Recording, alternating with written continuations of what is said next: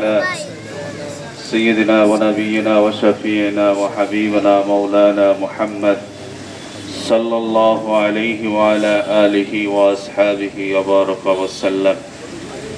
ইসলামী আন্দোলন বাংলাদেশ যশোর পৌর শাখা কর্তৃক আয়োজিত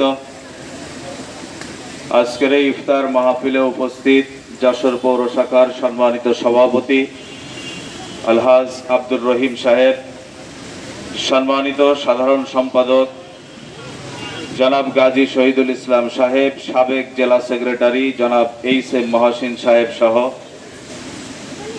উচ্চ পর্যায়ের এবং নিম্ন স্তরের সকল দায়িত্বশীল বৃন্দ, সামনে উপস্থিত আমার মুমিন মুসলমান ভাইরা, সকলকে ইসলামী আন্দোলন বাংলাদেশের পক্ষ থেকে জানাই আন্তরিক শুভেচ্ছা ও অভিনন্দন। প্রিয় উপস্থিতি, ইসলামী আন্দোলন বাংলাদেশ যশোর পৌর শাখার আজকের এই ইফতার মাহফিলের আয়োজন আমাদের মাঝে বদরের চেতনাকে উজ্জীবিত করে। আমরা জানি ইসলামের প্রথম রমজানেই ইসলামের প্রথম বৈপ্লবিক আনুষ্ঠানিক যুদ্ধ বদরের যুদ্ধ অনুষ্ঠিত হয়েছিল।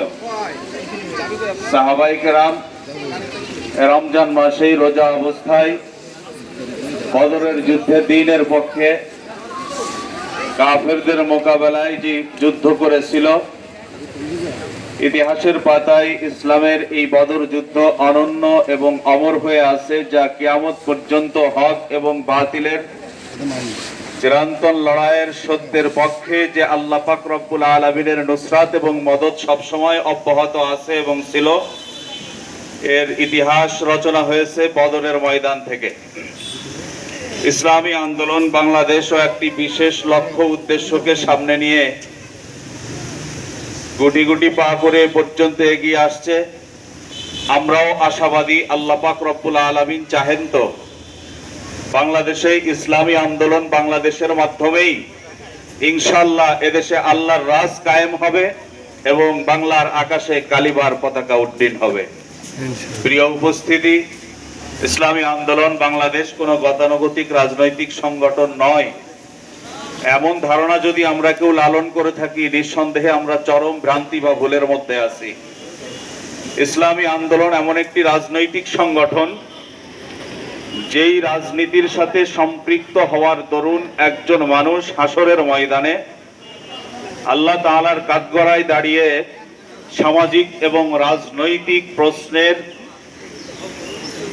যেই জবাবদিহিতা তাকে করা হবে, ইসলামী আন্দোলন বাংলাদেশ যেই আদর্শে লালন করে রাজনীতির ময়দানে অগ্রসর হয়েছে, আমি মনে করি কোনো মুমিন যদি ঈমানের অবস্থায় ইসলামী আন্দোলনের সাথে সম্পৃক্ত হয়, তাহলে আল্লাহ তাআলার পক্ষ থেকে হাসরের ময়দানে যদি রাজনীতি এবং সামাজিক বিষয় সম্পর্কে আমি আপনি জিজ্ঞাসিত হই, সেক্ষেত্রে ইনশাআল্লাহ পার পাওয়ার একটা ব্যানার হলো ইসলামী আন্দোলন বাংলাদেশ। কারণ ইসলামী আন্দোলন বাংলাদেশ আধুনিক এই যুগে গতানুগতিক রাজনৈতিক পরিস্থিতির এই স্রোতে ইসলামী আন্দোলন কখনো গা ভাসায় না।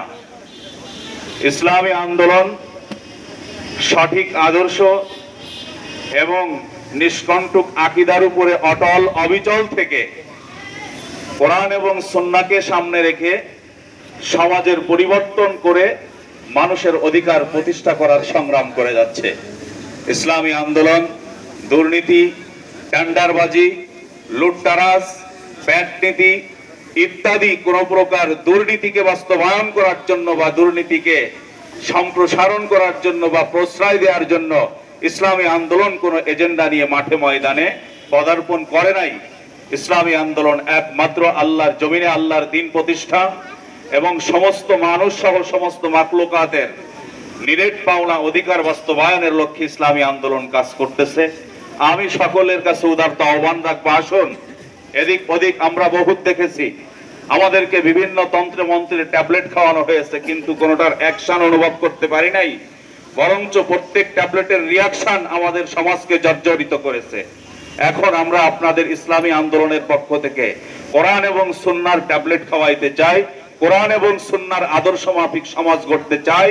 দুনিয়ার মানুষকে, বাংলাদেশের মানুষকে জালিমের কবল থেকে, শোষণের কবল থেকে, দূর অপরাজনীতির কবল থেকে মুক্ত করতে চায়। আল্লাহ পাক রব্বুল আলামিন আমাদের সকলকে তৌফিক দান করুন। ইসলামী আন্দোলন বাংলাদেশ জিন্দাবাদ। খোদা হাফেজ।